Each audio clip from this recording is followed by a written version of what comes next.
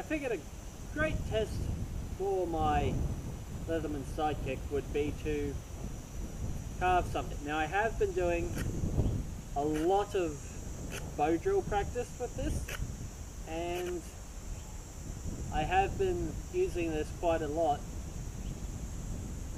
Now I have been using this for making my bow drill kits and, you know, carving out new notches and carving out divots. The saw comes in quite handy for notch, but yeah.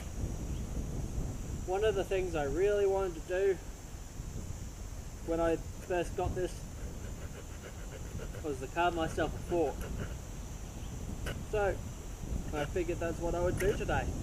Little saw's definitely not the best for, you know,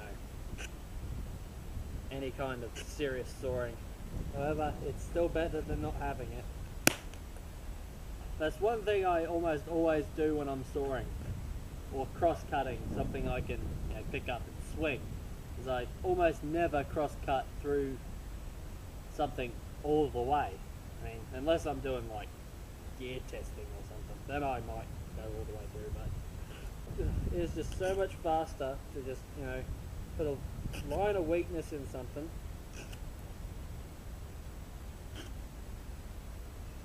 and then just break it off by bashing it on something. Yeah, I've gone in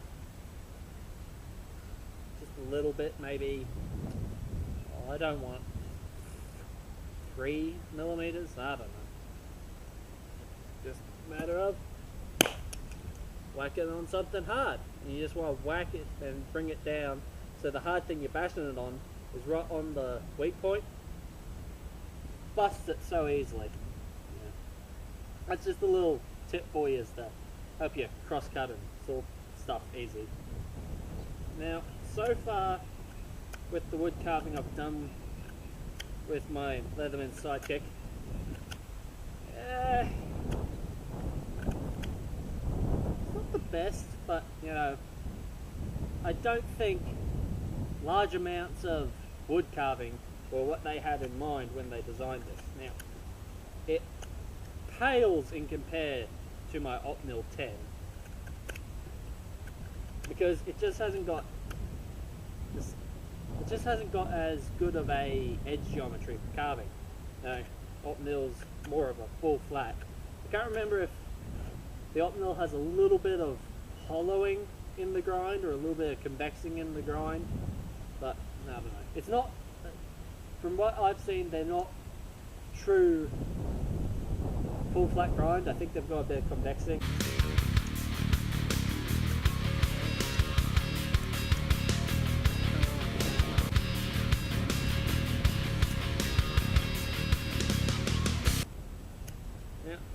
I have found from carving with this Leatherman, it's a bit different to carving with a normal knife, because that back half, it got just the tiniest bit of wiggle in it, so it's a little weird to carve with.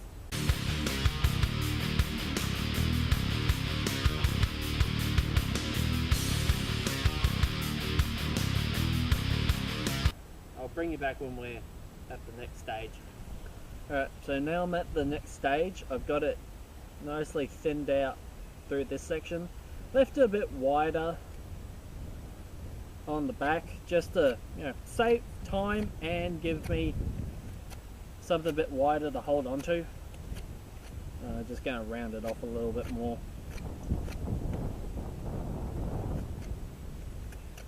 But you can tell I'm not one of these people who is obsessed with making their carvings looking beautiful and neat and even.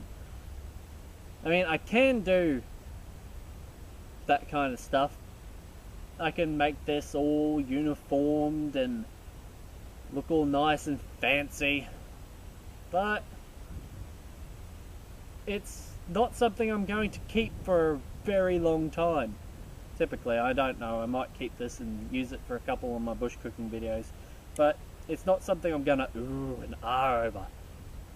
It's a fork made of pine. I'm probably not going to keep it forever. So yeah, I've got it rounded and thinned out towards the end that I want to have as the fork. Now, it has got a crack running in it, which is a bit of a concern for bacteria in the wood. But I made sure I went back quite a bit because of that center is a bit porous, and I was concerned that it could harbor bacteria. So now, I'm going to put the saw to the test.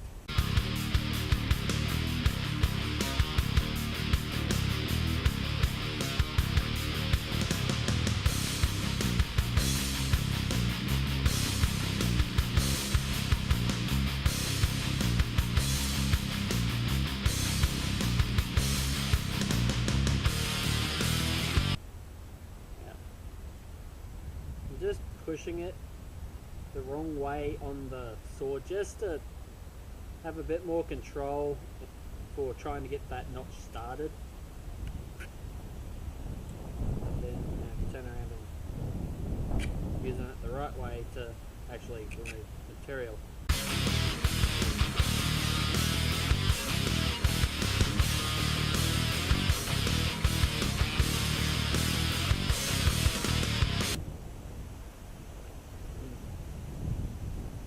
The question is, how long do I want these teeth?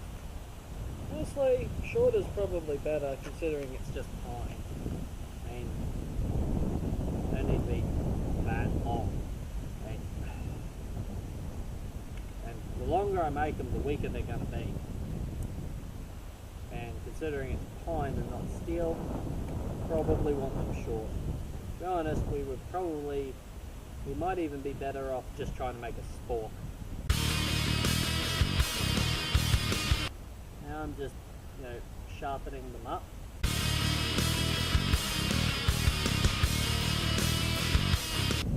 Oh, well, I can just use the tip to go in between the actual teeth of the fork, because there's no way I can fit the whole blade length in there.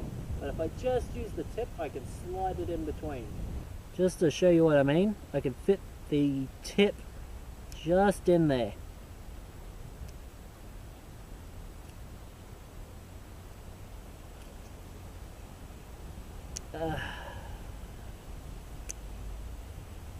So I don't know how this would go with some of those thicker bushcraft blades, but oh well. But that's not what we're here to look at. We're looking at using the Leatherman, more importantly, Leatherman Sidekick, to carve a fork. Would be nice if the Leatherman Sidekick had a fork on it. Well, I reckon that would go pretty good with the can opener.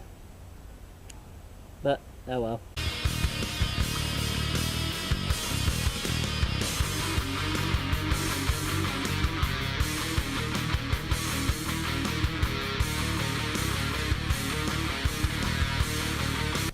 Try and remove scratches and stuff, just to give bacteria fewer places to hide.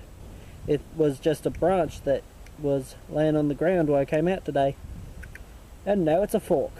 Alright, there's the end of my fork. I probably don't want that, but there. But it's not going to win any prizes for fine carving, but to be honest, I don't care. I reckon that would work pretty alright, just as an eating utensil, not that labour intensive to make. And let's face it, how fancy does it really need to be when we're out in the bush? Alright everyone, that's just something I wanted to try with my multi-tool, just as a bit of a test to see how it would perform. Alright everyone, I would really love to see a video response to this video. I'd love to see how you guys would fashion yourself a quick and easy fork. I know there's a few other ways, such as taking sticks, making them pointy, cleaning them up and then just, lashing them together. Or just finding a fork stick and, removing the bark off of it and making it sharp. But, I'd love to see a video response of someone else maybe giving this a try. Alright everyone, see you.